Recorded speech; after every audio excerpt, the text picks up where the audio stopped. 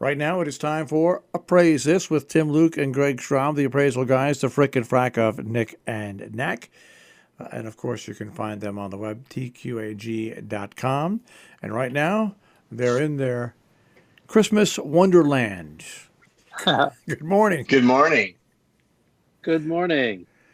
Well, I have to admit, I always enjoy listening to bird talk, and this morning's was definitely apropos to me because I have been called an old coot, and I have also been called a loon. So I totally relate. And not an eagle. The things I've been called aren't related to birds, and I can't talk about them. So there we go. Well, that's a whole nother bottle of wine. Most of what I'm called is related to human anatomy. Okay. Oh well. Anyways, it's great. Can you believe it just seemed like it was just Thanksgiving? I know. Yeah, I know. It was interesting because when I was traveling, the little bit of time that I do traveling, it was in October, and I could not believe before Halloween there were Christmas decorations for sale and up already. So it's like here we are, and now the week after Christmas it all goes away. Well, I feel no, and you can't even get the decorations right now. Friends of ours, they run a shop here in Hobestown. They run the wine shop, and they thought, let me just run up. This was last week.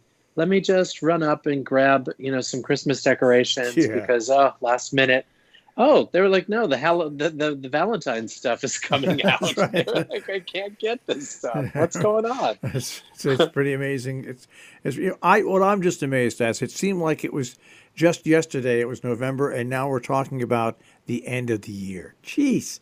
I mean, the end of a decade. I know. That's even worse. That's right. I know.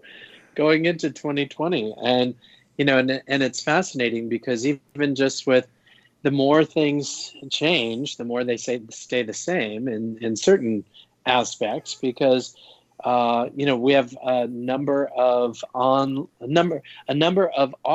that are taking place and a number of things going on. And just like they've always done, but now we have even more that are going online. And I remember when we started this show, we were talking about, here, let's talk about these things that are selling online and little by little. And, is it going to take over? And no, it's not. But it has really helped supplement a number of auctioneers with their online presence and selling online because it's become so much easier. I will tell you, I had to go to the stores yesterday because we needed to pick up just some last minute things for Christmas. And, Greg needed, we need some of this. We need hand towels. We need this. We need for the guest room and all that. So I had to go into 3 different stores. And by the end of that, I was done. I said, this is why I buy stuff online. This is nuts. Well, it's crazy. I feel like I own stock in Amazon. I have to be totally honest because I prefer shopping online now than going in and fighting the crowds. Well, but you can do a mixture of both. I mean, the radio station for the technical stuff we need now, we used to go through radio suppliers, not anymore. We go through Amazon for stuff like that for the radio station that we need the next day. Sure. But I mean, we have enough stores around here where you can get clothing, you can get just about anything. Interesting gifts like electric bike rentals or electric bikes. We have lots of restaurants. We have leather shops. We have shoes. So you can do a lot of your shopping around here. Now, I'm the worst person in the world to talk to because I have for years been just giving gift cards because I really don't know what people like because I know what I like, and what I like only about 2% of the population likes. So it's tough for me to try to. So I've been giving people gift cards, and the great thing about gift cards, if you load them for like Visa or MasterCard or any of those, people can use them in local merchants wherever they want to use it. So I mean, so that's the way I do that. But yeah, I don't try to pretend to know what somebody would really want for Christmas. I leave it up to them. Or Hanukkah. Right. No. And we did pick up like we did support our local merchants that are, the smaller shops and things. Don't get me wrong, we do support that, because I do think that that's very important. We've been small business people. We know what that's like, and we do that. It's for just those other things that are, instead of going to a big box store or something, it's just Amazon makes it. It's absolutely, it makes it 10 times easier. So yeah. Well, and I think that it's that kind of mentality that people look at also collecting when they are collecting or adding things to their collection, is that now they have such a variety and a wealth of information that's out there, which is good and bad. Because I just did this appraisal where gentleman said, well, I found this online and it's $20,000. I'm like, well, yeah, but I found a similar one for $7,000.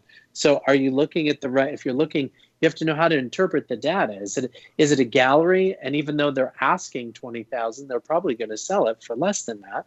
If you know that they're putting that out there, they're going to reel you in. They're hoping for that.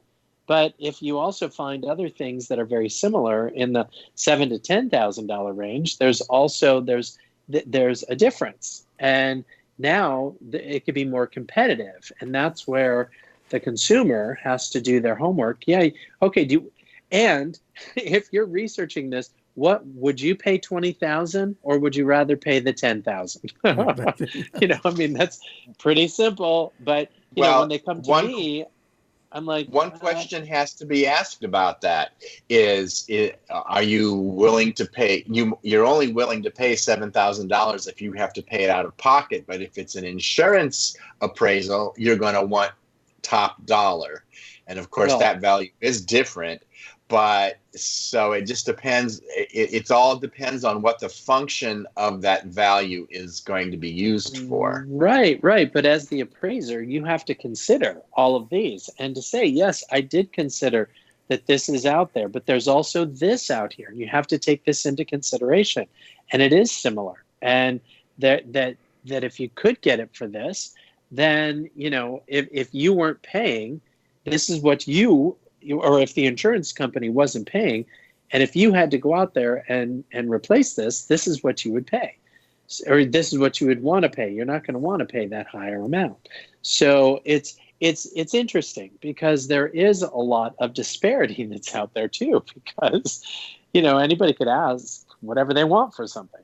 So that's the big thing. And I think that even in this time of last minute shopping, get your last minute shopping in, 40% off, 50% off, what is something really worth? And it's interesting. It's like, well, it's what you're willing to pay. That's about what the value is. All right, now I've got a question. I've got a question to ask both of you, and that is, we're coming to the end of a decade, okay?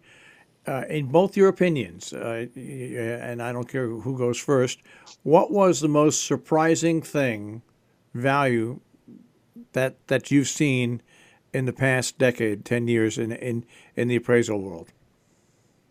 Oh, let me ask what you define value as. Value as in actual dollars, a lower price, or value as in high value? Actual dollars paid on something. The highest value and stuff. What do you consider the biggest ones? In just the general collectible area, because we have to stay away from art, because that's more of a commodity. So I would prefer to stay away from that. I would say, for me personally, I think definitely the Marilyn Monroe dress has got to be the highlight of the decade. Tim? Yeah, that's, I was thinking of memorabilia, and there's also the Babe Ruth uniform that sold. That that is they paid so much money for that, for his original uniform, and the provenance on that was amazing because of where it came from. And that piece, I think that'll hold on, and that has the potential, just like the Honus Wagner card of several decades ago, when it started at $250,000 and ended up, the last time it changed hands was $3.4 million. So it's one of those things that I think has the the potential for that kind of investment, which is really cool. I think go ahead. I think though we've hit on the handful of items over the decade that will continue to hold and increase. That's my prediction for the next decade. Is these things are like Babe Ruth baseballs. Okay, well they sell at good prices, and they probably always will. But there are far more of those than the one uniform that sold for so much. Correct. The same thing with Marilyn Monroe memorabilia. There's so much Monroe memorabilia out there that sells at auction, and a lot of it sells for okay prices, some of it very high, but nothing I think will ever top that dress. And so, I mean, they're just literally, I think you could probably say there are just a handful of items that have reached that status and will maintain that status over the years. And yep. I think it is because of what it is, and it's one of a kindness of what it is. One of the other things that I think that also comes to my mind is the sale of Michael Jackson's stage worn costumes, and that was Michael Bush. Was his designer, and I was the auctioneer for that. That was at Julian's, and that sale did close to $6 million with all of his different costumes. And the story with that is that Michael Bush was the designer, but he didn't get paid to do those designs. Michael Jackson said, "I will give you all of these back, and that will be your payment one day." So he held on to that and was on the verge of bankruptcy. And he went to Darren and said, "I think I need to sell these," and did just an amazing job. And the funny thing, and I will never forget this from this sale, is that as I'm auctioneering, and these costumes are going for $250,000, $300,000, $400,000, $500,000, $600,000. That was so wild. That was so wild. And watching, there's these two millennials, these two 20-somethings bidding on these things. And I passed a note to the auctioneer and said, did you secure their credit? Are you sure that these guys, who are these guys? And it was later revealed that, yes, they were bidding on behalf of Lady Gaga. And so I was like, oh, of course. Okay. Yay. You need another pair of these. Come on. Right. Well, with that being said, I want to wish you guys a Merry Christmas. Thank you. And Happy Hanukkah to you. And we'll do our New Year's edition next week. Yes, we'll do a bigger recap on the past decade and our predictions. Okay. And a special announcement next week. Well, and two special announcements. Okay. Well, I will wait with bated breath. All right, guys. Yes. I'll speak to you next week. Take care. Have a good week. Thanks. Tim, Luke, and Greg Schramm, the appraisal guys, the frickin' frack of Nick and Knack. Appraise this. You can find them at tqag.com on the web.